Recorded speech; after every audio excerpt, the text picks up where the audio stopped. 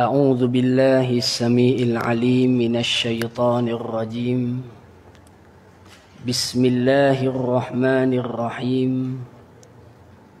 الحمد لله رب العالمين، والعاقبة للمتقين ولا عدوان إلا على الظالمين، والصلاة والسلام على رسوله الأمين سيد الغر المحجلين نبينا محمد وعلى آله وأصحابه والتابعين ومن تبعهم بإحسان إلى يوم الدين. سبحانك لا علم لنا إلا ما علمتنا إنك أنت العليم الحكيم. رب اشرح لي صدري ويسر لي أمري واحلل عقدة من لساني يفقه قولي. اللهم لا سهل إلا ما جعلته سهلا وأنت تجعل الحزن إذا شئت سهلا ولا حول ولا قوة إلا بالله العلي العظيم. آمين. أما بعد، فالسلام عليكم ورحمة الله وبركاته. Yang berusaha pengurusi dan barisan ahli jawatan kuasa masjid yang saya hormati, lagi saya kasihi, lagi saya rindui Al-Fadil Ustaz Muhammad Isa, guru saya sejak saya sekolah rendah. Orang pertama yang mengenalkan saya kepada ilmu saraf. Sampai saya terus pergi belajar, kunci atau pemula asbab yang mengajarkanlah saya dengan pembaris besi pada waktu itu. Dan Masya Allah, jadi dengan hasil daripada pengajaran beliau, jazahullahu khairan katsira, semoga Allah jadikan bagi setiap kebaikan berada dalam timbangan amal soleh beliau, dan Allah Subhanahu wa taala angkat pada kedudukan orang soleh di kalangan hamba-Nya. Amin ya rabbal alamin. Juga kepada seluruh para jamaah muslimin dan muslimat yang dikasihi sekalian. Hadirin yang dikasihi sekalian, pertama sekali tidak patut dan tidak layak seorang anak murid bercakap di hadapan gurunya. Tetapi mimbab daripada bab telah mengikat janji dengan masjid, maka mestilah juga disebut dan ditunaikan segala hajatnya. Hadirin yang dikasihi sekalian, pertama sekali kita berada pada hari ini dalam waktu ataupun tarikh Malaysia adalah yang dipanggil sebagai 9 Zulhijjah, yang disebut sebagai Yaumul Arafah. Nabi SAW menyebutkan dengan mafhum afdalud du'a du'a yaumi Arafah. Sebaik-baik doa dan permintaan adalah doa dan permintaan yang diminta pada hari Arafah. Dan di sana terdapat beberapa riwayat yang datang dalam menyebutkan tentang amalan dan keutamaan hari Arafah. Junjungan besar Nabi kita Muhammad SAW menyebut dalam hadis yang sangat popular. Kata Nabi SAW, Al-Hajju Arafah. Haji itu adalah Arafah. Maknanya kalau sebut orang wukuf di Arafah, itu adalah rukun yang paling besar dalam amalan haji. Kalau tak buat yang tu, tak sah haji kita. Mesti berada pada haji. Seolah-olah lambang utama amalan haji. Semua jemaah haji yang pergi cepat ataupun lambat, semuanya akan berada di satu tempat pada satu masa, iaitu wukuf di Arafah. Maka Arafah dan wukuf merupakan amalan yang sangat besar. Dan beradanya para hujaj, orang-orang yang melaksanakan haji di padang Arafah, tuan-tuan, melambangkan beberapa perkara. Pertama, melambangkan suasana padang mahsyar, yang mana setiap orang, setiap manusia, yang kaya, yang miskin, yang tua, yang muda, yang ada kedudukan, yang rakyat biasa, pemimpin masyarakat, orang biasa, semuanya akan hadir dan berdiri di padang mahsyar hanya dengan memakai pakaian ihram, yang semua pakaian kebanggaan akan dicabut dan ditinggalkan. Segala kedudukan tidak ada. Pada waktu itu semuanya akan berhimpun di satu tempat, Dan tempat yang mereka berkumpul itu melambangkan suasana mahsyar yang akan kita semua berada pada tempatnya. Hadirin yang dikasihi sekalian, kemudian disebutkan lagi dalam sebuah hadis Nabi SAW menceritakan, kata baginda, syaitan pada waktu itu akan berduka cita, penuh duka cita pada hari Arafah. Penuh duka cita. Ketika mana jemaah haji mengangkat tangan memohon keampunan kepada Allah di padang Arafah pada waktu mereka berwukuf, dan Allah Ta'ala mengatakan, aku mengampunkan segala dosa-dosa mereka, syaitan akan berduka cita, alangkah celakanya aku, setelah bertahun-tahun lamanya aku menjadikan dia berdosa, pada hari ini Allah bersihkan ia daripada segala dosanya. Sebab itulah Nabi SAW menyebut di dalam satu hadis, kata Nabi, man hajja falam yarfus walam yafsuq raja'a ka yaumin waladathu ummuh. Barang siapa yang melaksanakan haji, ketika haji itu dilakukan, perkara keji dia tak buat, amalan fasik tidak dilakukan, dia pulang ke tanah airnya suci dan bersih sebagaimana dilahirkan oleh ibunya. Jadi tuan-tuan yang dikasihi sekalian, ini amalan haji yang disebutkan, yang menjadikan syaitan sangat berduka cita. Semua orang yang berdoa di Arafah diampunkan Allah SWT segala dosanya. Tuan-tuan yang saya kasih sekalian, yang ketiga, Arafah ini adalah lambang kesusahan dan kesukaran.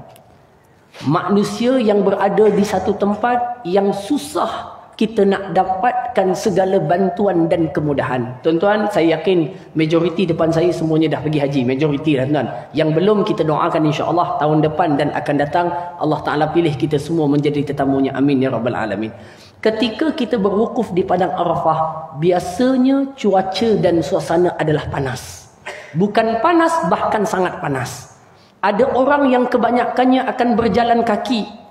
Berjalan kaki daripada Masjid Namirah ataupun daripada tempat mereka bermulanya amalan haji, berjalan kaki menuju ke Arafah.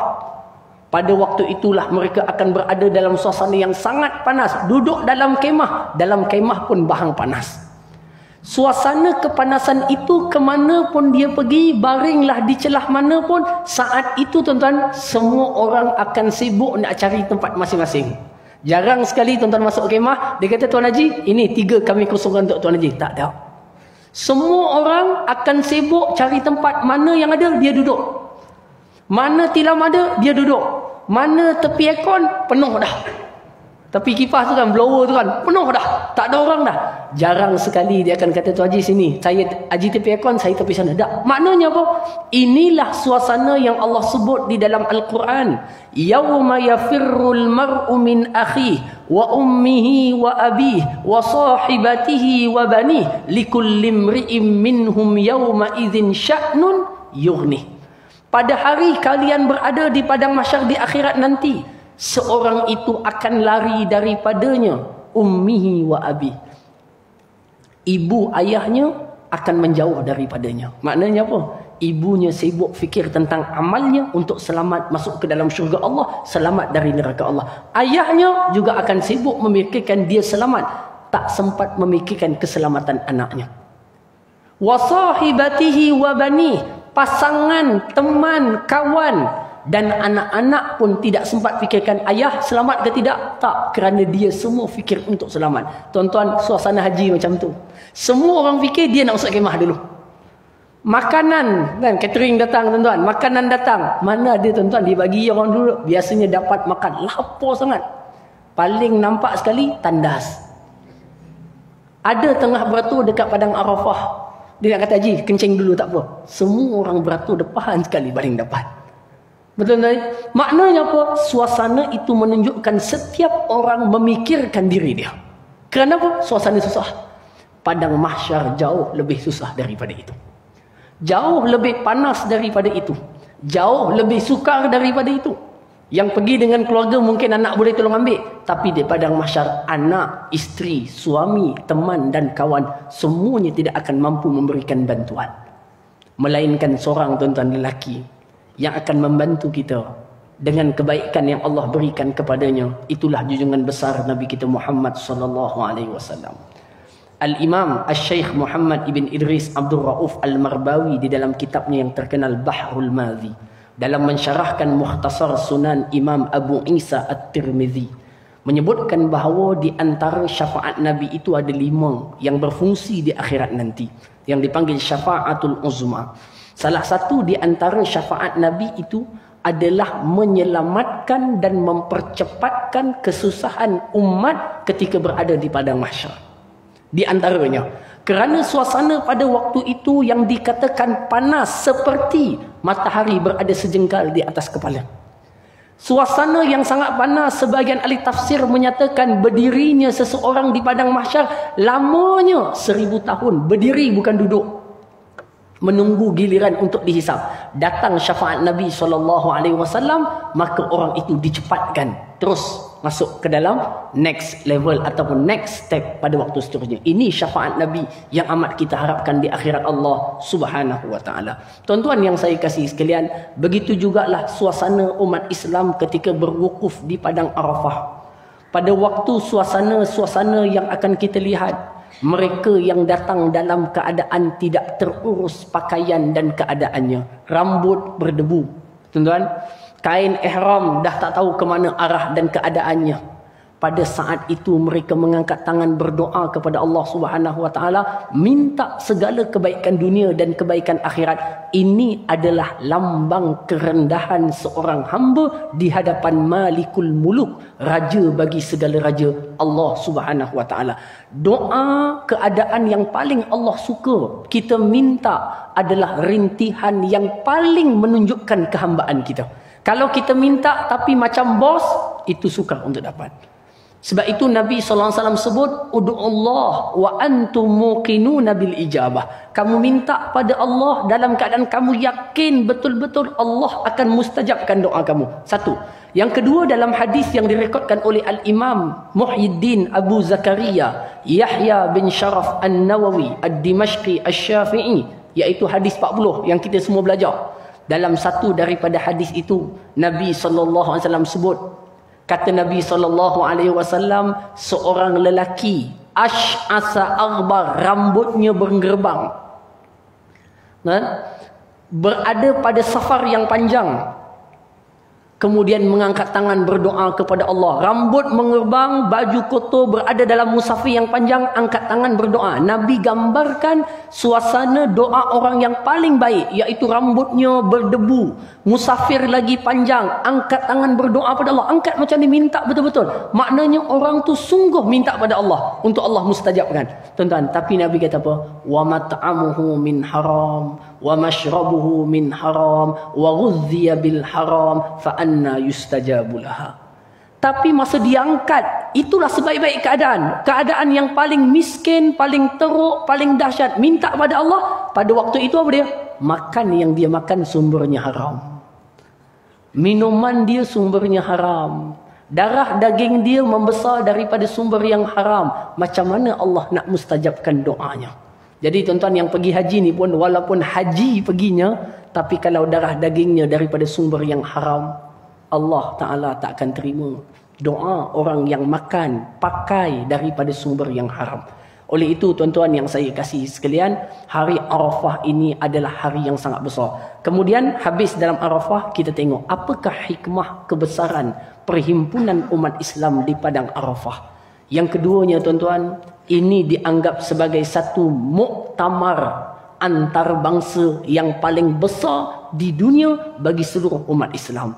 Di sinilah akan berlakunya perhimpunan pelbagai bangsa, pelbagai warna kulit, pelbagai lidah bahasa tutur kata berhimpun di satu tempat dengan satu tujuan, dengan satu pakaian. Semua mereka saling berkenalan, dan di sinilah dapat diajarkan hubungan silaturahim umat itu tidak dibezakan dengan warna kulit atau negeri atau negara. Semuanya sama di sisi Allah Subhanahu wa taala. Miskin baik, kaya baik, tua baik, muda baik, semuanya sama ketika berada di padang Arafah. Mereka adalah satu statusnya, iaitu hamba kepada Allah Subhanahu wa taala. Tuan-tuan yang saya kasih sekalian, jadi ini adalah beberapa keadaan dan suasana umat-umat Islam yang berada di padang Arafah ataupun di musim haji. Ketika mana amalan Arafah mereka dah buat, nanti mereka akan pergi ke Muzdalifah. mengutip batu-batu yang berada di Muzdalifah pada waktu malam, bermabit, kemudian mereka akan naik bas. Yang naik bas, yang jalan kaki. Pergi menuju ke Mina. Pada waktu itu akan mulalah satu masyair yang lain yang dipanggil sebagai melontar jamrah. Kan? Ada 3 jamrah yang akan dilontar. Suasana itu tuan-tuan, perjalanan manusia pada waktu malam, kan malam-malam bergerak kan, pergi Mina, adalah suasana yang Allah gambarkan di dalam suratul Hadid. Apa dia? Suasana di mahsyar dan di akhirat. Di akhirat tuan, suasananya gelap, langsung tak ada cahaya. Tak ada cahaya. Suasana di akhirat, suasananya gelap, tak ada cahaya. Allah berfirman dalam suratul Hadid, "Yauma taral mu'minina wal mu'minat yas'a nuruhum baina aydihim wa bi aymanihim." Pada hari waktu di akhirat nanti, kamu akan dapat melihat, orang-orang yang beriman akan dapat melihat cahaya itu timbul di depan mereka dan kanan mereka. Maknanya apa? Orang beriman ketika di akhirat yang penuh gelap, cahaya keluar. Selain mereka gelap. Semuanya akan berjalan. Orang kafir, lagilah tuan-tuan, tahu dah tak ada cahaya. Orang munafik akan berada di dalam rombongan orang beriman yang bercahaya. Mereka ingat, mereka sama bercahaya. Tetapi setelah sampai satu peringkat, Allah Ta'ala sebut, "Faduriba bainahum bisurin lahu babun batinuhu fihi rahmah wa qabil min qibalihil azab yunadunahum alam nakun ma'akum." Orang-orang munafik yang sama orang beriman berjalan ketika nak menuju kepada sirat, nak menuju kepada syurga. Sedang mereka berjalan, Allah jadikan satu dinding yang membatasi antara orang beriman dan juga orang munafik. Di dalam kawasan orang munafik, azab akan turun. Di sebelah orang beriman, mereka terus untuk masuk ke dalam syurga Allah SWT. Perjalanan daripada Muzdalifah, daripada Arafah ke Muzdalifah pergi ke Mina, berjalan beramai-ramai, sedang menunjukkan suasana akhirat. Macam itulah keadaannya. Ramai-ramai berjalan. Tapi tuan-tuan, yang bezanya adalah keadaan pakaian. Dalam sebuah riwayat, Sayyidatuna Aisyah meriwayatkan, adalah umat manusia ketika dibangkitkan, mereka semua tidak ada pakaian. Kita ihram ada pakaian, tutup dengan 2 lapis, atas dan bawah, 2 kain. Tetapi di akhirat setiap orang tidak berpakaian. Lalu Sayyidatuna Aisyah tanya kepada Nabi SAW, "Wahai Rasulullah, adakah dalam suasana keadaan seperti itu orang tak tengok aurat orang lain?" Nabi kata apa? Suasana yang dahsyat pada hari itu tak menyebabkan mereka nak tengok orang lain pun. Dahsyatnya suasana hari itu, mereka tak ada rasa nak tengok orang lain pun. Tuan-tuan, maknanya apa? Dahsyatnya suasana di akhirat digambarkan dalam peristiwa haji dan juga Arafah untuk kita ambil peranan bersama. Hadirin yang dikasihkan, tuan-tuan yang saya kasih sekalian, itu beberapa perkara yang boleh kita ambil daripada Arafah. Kemudian kita tengok, tuan-tuan, ada masa lagi beberapa waktu untuk kita habiskan 9 Zulhijjah. Tuan-tuan, sejam ataupun 2 jam lagi sebelum kita masuk waktu maghrib, dan esok kita akan beraya. Dan insya-Allah taala beberapa amalan yang Nabi SAW anjurkan kita buat. Yang pertama, kata Nabi SAW, "Siyamu yaumi Arafah ahtasibu 'ala Allah an yukaffira as-sanata allati qablah wallati ba'dah." Atau kama qala sallallahu alaihi wasallam. Kata baginda Rasulullah, berpuasa pada hari Arafah. Siapa yang puasa hari Arafah, aku menghitung dan mengharapkan orang itu akan diampunkan Allah dosanya setahun yang lalu dan setahun yang ke depan. Kalau tuan-tuan tengok hadis tentang Ashura, orang yang puasa hari Ashura diampunkan dosanya setahun yang lalu je, tak ada dapat yang ke depan. Tetapi Arafah setahun yang lalu dan setahun yang ke depan. Walaupun banyak ulama-ulama hadis yang mensyarahkan hadis ini dan mengatakan bahawa makna dosa diampunkan dan dikafarahkan itu adalah dosa kecil, bukan yang besar. Tetapi tuan-tuan, insya-Allah dengan rahmat Allah kita harapkan juga segala dosa besar dan kecil Allah Ta'ala ampunkan. Amin ya Rabbal Alamin. Tuan-tuan yang dikasihi sekalian, yang pertama puasa Arafah. Yang itu kalau dapat kita tak tinggal, kita jangan tinggal lah tuan-tuan, insya-Allah kita usahakan. Okey, berapa jam je lagi tuan. Kalau boleh jangan buka puasa sekarang nah. Okey, tunggu berapa jam lagi, sikit lagi tuan. Okey, jangan mengalah dan jangan kalah. Dan pertama, ada tadi dah disebut lapar lah dia kata. Jadi kita cuba tahan insya-Allah. Siap mudah-mudahan habis sahaja nanti Allah terima puasa kita dan Allah ampunkan, kafarahkan dosa kita sebelum dan selepas. Tuan-tuan semua, manusia ini dia punya timbangannya dalam pandangan syarak adalah dosa atau pahala je. Dosa pahala. Artinya pertimbangan nanti di akhirat di antara dosa dan pahala. Artinya pemberatnya kalau pahala, itulah tempat dia akan kembali. Kalau pemberatnya adalah dosa, ke sanalah dia akan pergi. Allah berfirman, "Faman ya'mal mithqala dzarratin khairan yarah, wa man ya'mal mithqala dzarratin syarran yarah. Fa amma man saqulat mawazinuh fahuwa fi 'ishatir radiyah." Adapun mereka yang berat timbangan amal baiknya, maka mereka akan hidup dalam keadaan yang diredai oleh Allah Subhanahu wa taala. Jadi tuan-tuan, dia punya penimbang dia adalah dosa atau pahala. Sebab itu hari Arafah tadi doa yang dibacakan oleh Al-Fadhil Ustaz Isa, tuan-tuan, doa minta Allah ampunkan sebab kita punya dosa banyak. Saya punya dosa pun banyak. Kelalaian kita banyak. Kita banyak tuan. Jadi hari ini dengan doa dan munajat yang kita panjatkan, kita harapkan semua itu Allah hapuskan dan Allah Taala kekalkan yang pahala. Jadi tuan-tuan, untuk hapuskan dosa, Allah berikan hari-hari kebesaran untuk kita hapuskan. Dihapuskan dosa. Okey? Tetapi tuan-tuan, untuk kekalkan pahala, kata kuncinya adalah mesti tidak digagalkan amalan itu dengan riya, dengan ujub dan juga dengan sum'ah. Amalan tadi, kata kuncinya amal baik pula kalau nak kekal. Amalan dosa boleh hilang semuanya sekali dengan hari kebesaran, dengan munajat, dengan taubat, doa yang kita panjatkan. Tapi amalan baik yang kita buat itu kekal selama kita tidak riakkan amalan itu. Kalau kita riakkan amalan itu nanti akan dibaling semula kembali kepada pelakunya di akhirat dan tidak ada timbangannya di sisi Allah Subhanahu wa taala. Begitu juga perkara lain yang merosakkan amal. Maka kata kuncinya pula adalah ikhlas. Dua-dua tuan-tuan nak kena jaga. Orang kata jangan sampai plastik bocor. Plastik bocor maknanya apa? Dah isi banyak, rupa-rupanya bawahnya bocor. Kita ingatkan banyak, sampai sana tengok sikit. Rupanya plastiknya bocor yang kita bawa barang, air dan makanan tadi. Jadi itu perlu diperhatikan dengan baik. Bukan hanya memerhatikan amal yang banyak, tetapi memerhatikan bagaimana amal itu dijaga agar ianya tidak bocor, tidak digagalkan oleh Allah Subhanahu wa taala. Perkara tersebut semoga Allah berikan kepada kita itu. Kemudian Nabi sebut, itu yang pertama tadi. Yang kedua, amalan dalam hari Arafah sampai malam nanti tuan-tuan. Minta betul-betul, sempat lagi tuan-tuan sampai nak buka puasa nanti. Kita minta Allah lepaskan diri kita dan keluarga kita semua daripada api neraka, kerana hadis yang direkodkan dan diriwayatkan daripada Sayyidatuna Aisyah radhiyallahu taala anha, Nabi SAW bersabda, kata Nabi, tidak ada hari yang paling ramai Allah lepaskan hambanya daripada neraka seperti hari Arafah. Maknanya dalam banyak-banyak hari, hatta 10 akhir Ramadan, kita baca 10 akhir Ramadan, hari pelepasan neraka, tetapi hadis ini khusus menyebutkan, tidak ada hari yang paling ramai Allah akan lepaskan hambanya dari neraka seperti hari Arafah.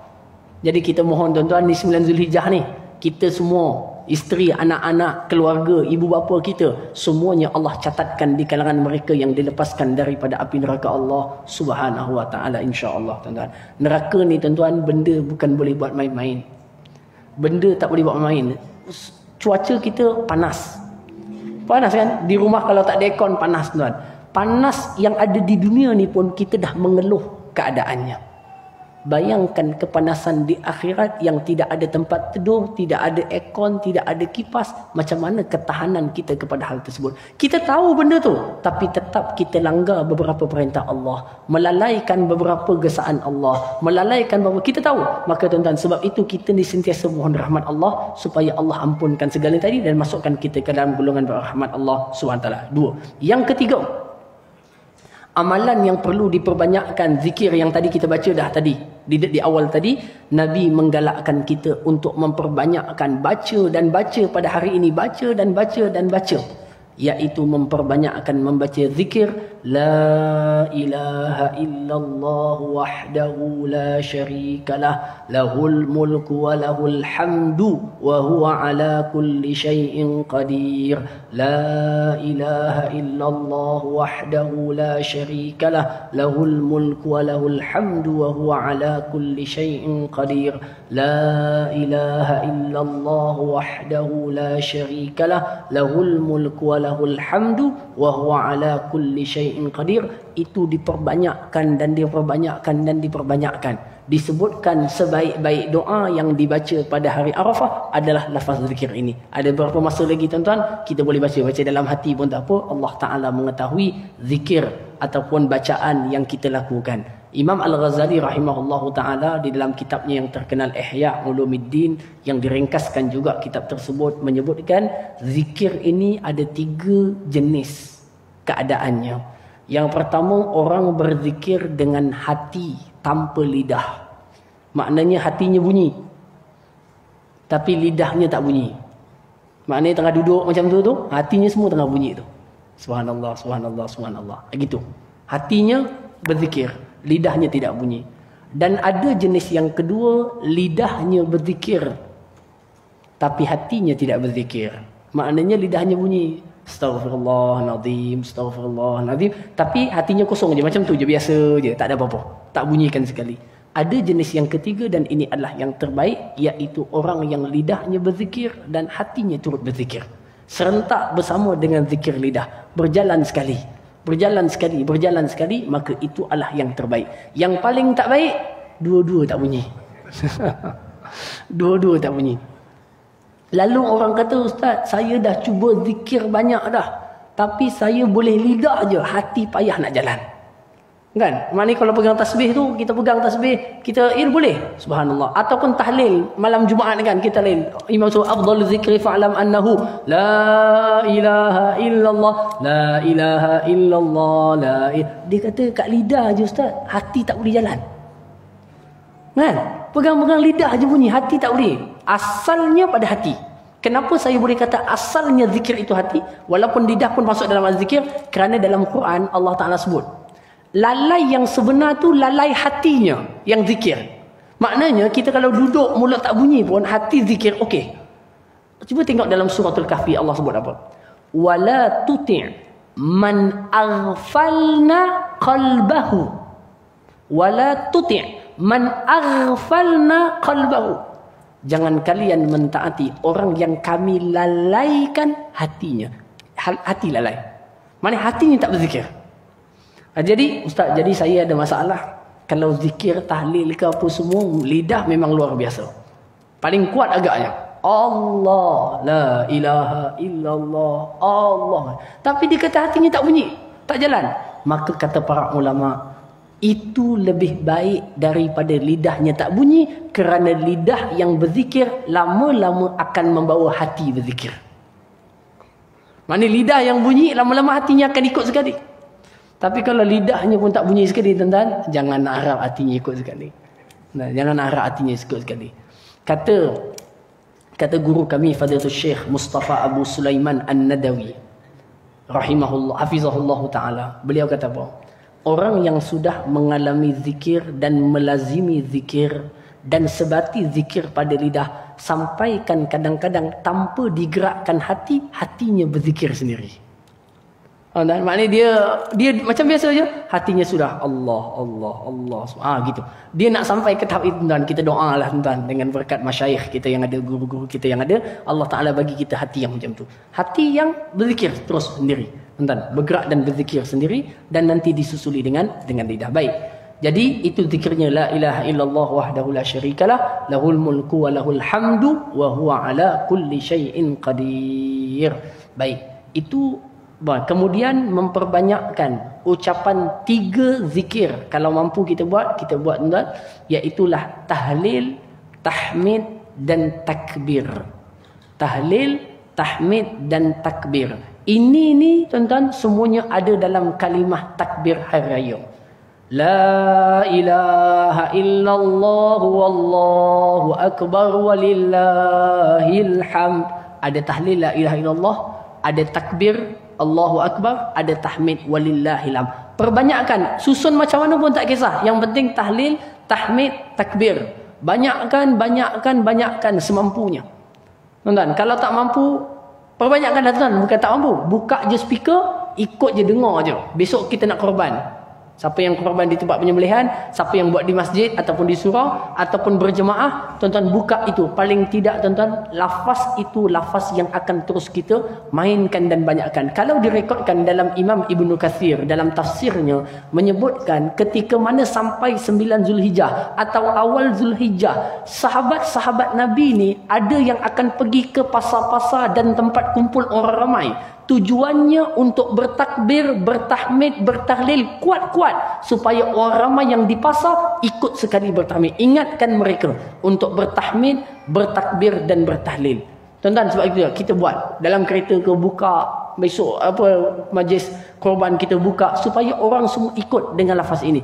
Tidak ada lafaz yang paling besar pada hari raya melainkan lafaz membesarkan Allah dan bertakbir memuji Allah Subhanahu Wa Taala. Tuan-tuan, kita ni masalah di tempat kita ni, raya haji kita macam simple rasanya, macam biasa je.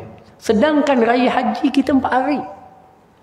Raya Aidilfitri kita kat sini sebulan. Sebenarnya sehari je.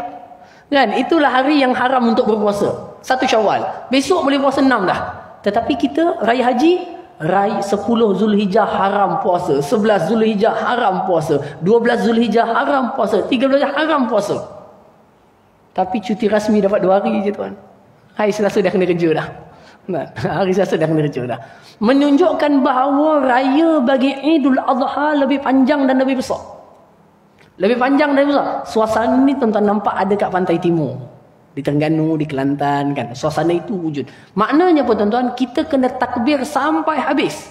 Hari-hari tasyrik itu terus besarkan Allah Ta'ala. Ada takbir muqayyad dan mutlak yang kita belajar. Lepas sembahyang ada takbir. Kemudian waktu biasa, takbir perbanyakkan. Tuan-tuan, ini adalah hari membesarkan Allah dan merupakan hari kemenangan kepada umat. Dan tuan-tuan, ada masa lebih kurang 10 ke 15 minit lagi sebelum tuan-tuan berhenti untuk mempersiapkan makanan buka puasa. Tuan-tuan, ada yang nak balik masak kan? Tak ada. Tuan-tuan, hadirin semua, kita ambil sikit je beberapa ingatan kita pada esok hari, iaitu hari raya Idul Adha yang akan kita sambut merupakan kemenangan besar buat umat Islam. Pertama sekali tuan-tuan, bermula malam ini. Malam ni namanya malam raya lah. Betul je? Esok raya kan? Ke kat sini lain? Katanya Indonesia raya dah hari ni. Ya, tadi ada kawan sebut kat belakang tadi. Dia kata Indonesia raya. Khalas Indonesia. Ihtafal Aid. Okey. Dan jadi katanya begitulah tuan-tuan. Okey. Katanya begitu. Tak apalah tuan-tuan. Ceritanya bila kita raya malam ni adalah malam raya. Disebutkan dalam satu riwayat, walaupun riwayat ini ada kita sebut ada pandangan-pandangan ulama terhadap kedudukan, kekuatan dan sebagainya, tuan-tuan tak apa, tapi jadikan itu sebagai galakan kita untuk beramal. Nabi sallallahu alaihi wasallam sebut, man ahya lailatal aidain, siapa yang menghidupkan malam 2 hari raya, malam ni dengan malam raya yang lepas dah, malam ni malam hari raya, siapa yang menghidupkan 2 malam hari raya, malam ni kan, kalau esok raya lah, kalau tuan-tuan raya lusa cerita lain, besok orang puasa, malam ini. Okay? Siapa yang menghidupkan malam 2 hari raya, Allah akan menghidupkan hatinya saat kebanyakan hati manusia mati. Saat kebanyakan hati orang kebanyakannya mati, orang yang hidupkan malam hari raya, hidupkan dengan apa tuan? Dengan qiyam ke, 2 rakaat solat sunat ke, baca Quran ke, zikir ke, apa tak kisah. Solat sunat tasbih ke apa, terpulang. Tuan, sambil-sambil lasah pisau tu, sambil-sambil zikir kan, buat. Tuan, pada waktu itu seorang itu akan mendapat fadilat daripadanya. Mudah-mudahan Allah kekalkan hati kita hidup saat kebanyakan hati manusia mati. Tuan-tuan yang dikasihi sekalian, hati mati ni lebih parah daripada tubuh mati. Betul tak tuan? Betul. Hati kalau dah mati lebih parah daripada tubuh yang mati. Kenapa tuan? Tubuh kalau dah mati, ianya cuma berpindah alam je. Tak ada apa-apa masalah. Tubuhnya mati, dah habis. Habis cerita hidup dia kat dunia. Tetapi hati apabila mati, menyebabkan hidupnya di dunia itu penuh dengan kemurkaan dan amalan buruk, yang menempa azab sampai kepada akhirat Allah Ta'ala. Kata seorang penyair Arab, wa fil jahli qabla mauti mautun li ahli wa ajsaduhum qabla quburi qubur. Dan pada kejahilan, saya maknakan jahil ini dengan kematian hati. Orang yang jahil hakikatnya, orang yang jahil itu dia telah mati sebelum tubuhnya mati. Orang yang hati mati, sebenarnya dia dah mati sebelum dirinya mati. Wa ajsaduhum, tubuhnya itu kubur sebelum dia masuk kubur. Maknanya tubuh badan dia ni kubur dia dekat dalam, mati dah, tak ada nilai dah. Hidupnya di dunia tak bernilai, tak bermanfaat, tak sebarkan kebaikan, tak bermanfaat kepada manusia yang lain. Orang tak nampak cahaya pada hidupnya, tak ada apa kebaikan daripada dia. Bahkan dia ada tu, orang takut kejahatan daripada dia. Fa ajsaduhum qabla quburi quburu, tubuh dia itu kubur sebelum dia masuk ke dalam kubur. Jadi hadirin yang disian, mati hati menyebabkan azab di akhirat. Tetapi mati tubuh badan hanya perpindahan alam dunia kepada alam barzakh. Oleh itu tuan-tuan yang kasihan, malam ni kita insya-Allah sama-sama hidupkan sambil-sambil masak lemang cik, masak lodeh kan, dan sebagainya. Sambil-sambil itu mulutnya istighfar, zikir, hidupkan malam, baca Quran sikit, kalau boleh sedekah sikit dan sebagainya, untuk kita buat apa jua amalan untuk menghidupkan malam insya-Allah taala. Dapat 2 rakaat sebelum subuh pun tak apa dah. Okey, baik dah untuk kita menghidupkan malam-malam kita. Kemudian esok kalau kita pergi sembahyang hari raya, maka kita pergi, amalan yang paling baik waktu itu takbirlah, macam tuan-tuan yang dah tahu. Kita takbir, memperbanyakkan takbir dan takbir dan takbir dan takbir. Ucapan takbir yang kita ucapkan, jangan biar ianya hanya berlegar pada lidah, tanpa hati itu merasai benar-benar keagungan dan kebesaran Allah. Saat kita ucapkan Allahu Akbar, Allahu Akbar, Allahu Akbar, pada saat itu kita merasakan kejayaan dan kemenangan yang paling agung dan paling besar dalam hidup ini, Allah. Yang paling besar dan paling agung adalah Allah, dan ini merupakan perayaan dan kebanggaan bagi umat Islam. Tuan-tuan, itu misal. Jadi suasana itu bila kita sebut, tuan, perasaan hati kita akan benar-benar rasa tawajuh kepada Allah Subhanahu wa taala saat menyebutkan lafaz tersebut. Kemudian kita akan pergi kepada peringkat seterusnya, iaitu peringkat menyembelih daging korban atau binatang korban. Tapi pekiling negeri Johor tak benarkan kat masjid, tuan. Okey, dekat kawasan penyembelihan masing-masing. Tuan-tuan, sembelihan yang dilakukan pada waktu itu saat kita agihkan daging-daging dan sebagainya, ingat, dia bukan hanya melambangkan daging atau bahagian korban yang kita masuk, tetapi ianya adalah melambangkan satu ketaatan kepada Allah. Kita boleh keluarkan duit yang paling kita suka dan paling kita sayang kerana mentaati Allah Subhanahu wa taala. Tuan-tuan, istilah saya dah sebut dalam kuliah kita yang lalu, sembelihan dan korban ini sejarahnya tua. Kita panggil amalan purba yang sangat lama. Ianya dimulakan dengan Nabi Allah Ibrahim menyembelih anaknya Nabi Ismail, dan Allah gantikannya dengan kibash, dengan satu sembelihan yang besar. Amalan ini tuan-tuan dalam pandangan Islam pada pengagihan daging itu memiliki makna yang sangat besar.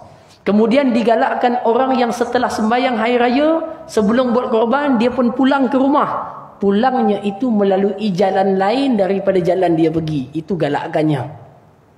Selain mandi sunat sebelum pergi hari raya, galakkannya. Kenapa? Kenapa kena jalan lain, tuan? Maknanya kalau kita sembahyang raya sini, kita duduk dekat Paik Bakar, kita pun datang sini, nak balik lalu bakri, tuan. Tidak, tuan. Tidak lah macam tu maksudnya. Maknanya kalau kita dekat bakri, kita pusing belakang sini, jalan ke sana, balik sana sampai Paik Bakar. Dan maknanya begitu. Dan disebutkan pergi dengan jalan lain, balik dengan jalan lain. Itu galakkannya. Kalau dapat buat baik, tak dapat tak mengapa. Dan Kerana pada hari raya ada ulama menyebutkan dia punya hikmah-hikmahnya. Allahu alam, tapi itulah galakan daripada Nabi SAW. Tuan-tuan, antaranya adalah kita akan bertemu dengan ramai orang di jalanan yang lain kita jumpa waktu datang. Pada waktu itu kita akan sebutkan tentang kita akan bergembira dan menzahirkan kegembiraan tersebut kepada mereka. Kan, menzahirkan kegembiraan tersebut kepada mereka. Jadi itu di antara hikmah digalakkan kita melalui jalan yang lain. Tak jauh pun tak pun tuan. Jangan tu kata jangan sampai pergi Bakri, pusing balik Bukit Naning, balik Sungai Bakar. Tak. Okey, cukup pusing belakang ini, masuk jalan yang berbeza, itu sudah cukup. Hadirin yang dikasihi sekalian, kemudian korban yang kita jalankan seelok dan sebaiknya, kalau ada bahagian itu yang diberikan kepada fakir miskin, itulah yang paling baik. Maknanya lagi banyak bahagian kepada fakir miskin, itu lebih baik. Walaupun tuan-tuan kadar paling baik yang bukan kadar yang paling digalakkan adalah 1/3, tapi kalau lebih baik. Tapi kalau kita rasa kita perlukan kerana ramai orang nak makan di kalangan sanak saudara, kita boleh ambil lebih daripada itu. Tapi jangan tidak ada bahagian fakir miskin yang kita berikan daripada daging korban yang kita sembelihkan tadi. Jadi hadirin yang saya kasihi sekalian, inilah beberapa perkara yang saya rasakan perlu saya ingatkan dalam peristiwa hari Arafah. Dan akhirnya nanti tuan-tuan, saya nak mengajak kepada semua yang mungkin dengar secara live dekat Imarah ni, yang ada di haji, dengar pula Imarah tuan-tuan. Saya nak sebut jemaah haji yang pergi haji, kejayaan haji yang dia pergi itu ketika pulang adalah perubahan dalam dirinya setelah Allah tarbiyah dengan kesusahan di Makkah. Tuan-tuan, saya yakin tak ada siapa pun kata pergi haji senang. Siapa ada sidang kat tangan? Tak. Susah. Nak tawaf pun payah. Musim haji, umrah lain. Tuan-tuan, nak sa'i punya payah. Ramai orang berebut. Nak ke tandas payah. Tuan-tuan, nak pergi jamrah pun Masya Allah. Semua sekarang dah ada tingkat dah. Okey sikit dah tuan-tuan. Dulu sekali jalan, ya Allah. Orang keluar, nak masuk macam mana? Nak baling, terbaling kepala kawan lagi dah tuan-tuan. Ya Latif. Sampai Pak Arak dia pakai lestik tuan-tuan, nak bagi sampai jauh belakang. Sampai ke sana. Tuan-tuan, tak ada siapa yang kata mudah. Suasana panas, terik. Nak dapatkan air lagi. Macam mana pelbagai kesusahan. Hilang selipar, hilang beg, handphone tertinggal, hilang. Kad haji tertinggal, hilang. Hotel tak jumpa. Tak ada siapa pun yang kata senang. Amalan itu susah, tetapi kesusahan yang ditempuh ketika mabit, ketika jamrah, ketika wukuf, ketika sa'i, ketika tawaf, semua itu adalah pembersih kepada dirinya dan jiwanya. Bersih. Maka saat dia pulang tuan-tuan, dia itu bersih. Tengok muka orang balik haji nanti betul bersih-bersih semua. Cuma jangan dia terleka dengan waktu bersih itu sehingga tidak dia kekalkan momentum itu dengan amal soleh. Maknanya waktu itulah kita ubah, dapat pergi masjid, pergi ke surau, lazimi iktikaf balik semula. Itu akan dapat mengekalkan kejayaan haji yang telah dia.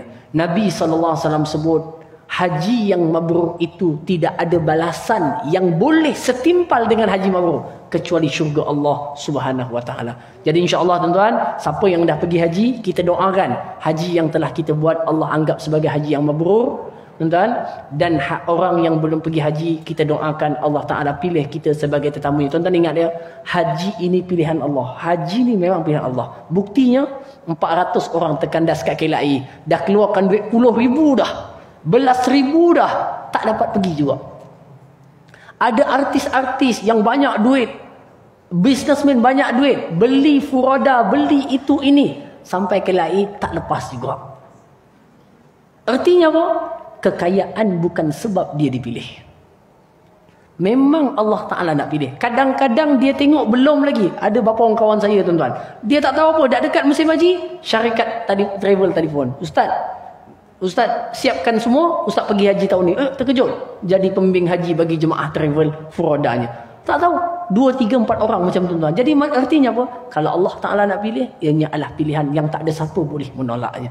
Jadi tuan-tuan, insya-Allah kita doakan bagi yang belum pergi haji, Allah tunaikan insya-Allah Ta'ala pada waktu yang akan datang dan dekat untuk kita sama-sama menunaikan haji. tuan-tuan, di Makkah Al-Mukarramah, dan kita pulang dalam keadaan bersih dan baik insya-Allah. Jadi tuan-tuan, saya rasa saya tak nak panjangkan kalam, apatah lagi nak panjangkan kalam di depan tuan guru kita tuan-tuan.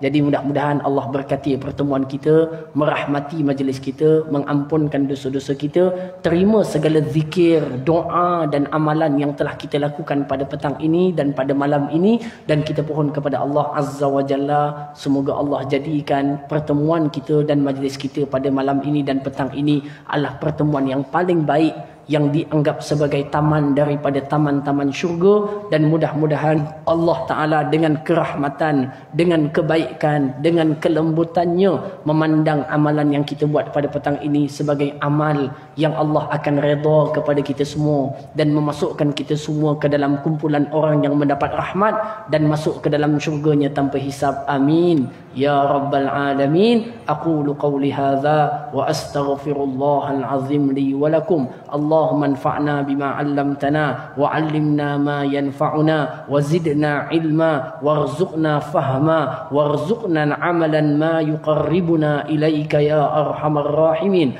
Ya Allah, ya Tuhan kami bermohon kepadamu ya Allah, pada hari 9 Zulhijjah yang penuh kebaikan dan keberkatan ini ya Allah, kurniakan kepada kami daripada sisimu akan keampunan ya Allah, suci dan bersihkan kami daripada segala maksiat yang pernah kami lakukan ya Allah, daripada mata yang memandang kepada maksiat, telinga yang mendengar kepada umpatan dan dosa, tangan dan kaki yang melakukan kerja-kerja yang berdosa. Kurniakan kepada kami ya Allah daripada sisimu akan rahmat yang menyelamatkan kami daripada segala fitnah akhir zaman. Kurniakanlah kepada kami ilmu yang bermanfaat, kurniakan kepada kami hati yang bersih, kurniakan kepada kami amal yang soleh. Jadikanlah anak-anak kami anak-anak yang soleh dan solehah, kurniakan keafiatan dan kesihatan kepada mereka ya Allah. Jadikanlah mereka penyejuk mata kami di dunia dan di akhirat ya arhamar rahimin. Ya Allah, ya Tuhan kami bermohon kepadamu ya Allah dengan kebaikan dan keberkatan pada 9 Zulhijjah, pada keberkatan orang-orang yang berwukuf di Arafah, sebagaimana mereka diterima menjadi tetamumu ya Allah di Arafah. Terimalah kami menjadi tetamumu ya Allah untuk melaksanakan qiyam, melaksanakan siyam dan masuk ke dalam hadrahmu ya arhamar rahimin dengan kebaikan dan keberkatan ya Allah, ya Tuhan kami, Tuhan yang maha mendengar akan segala permintaan.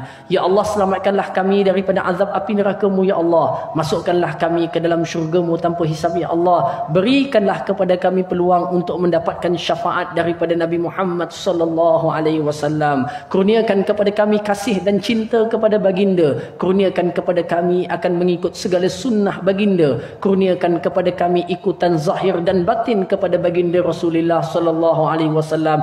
Kurniakan kepada kami menatap wajah baginda di dunia sebelum di akhirat ya arhamar rahimin. Rabbana hab lana min azwajina wa dhurriyyatina qurrata a'yunin waj'alna lil muttaqina imama. Rabbana atina fid dunya hasanah wa fil akhirati hasanatan wa qina adzaban nar wa qina adzaban nar wa qina adzaban nar wa adkhilnal jannata bighairi hisab ya arhamar rahimin ya arhamar rahimin ya arhamar rahimin. Wa sallallahu ala sayyidil mursalin wa ala alihi wa ashabihi ajma'in walhamdulillahi rabbil alamin.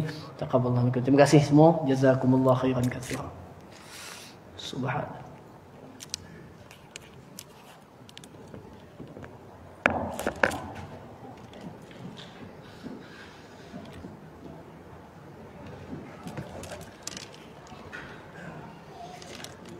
Ya Allah, silakan. Terima kasih banyak, jazakallah. Mana kopinya? Mana kopinya?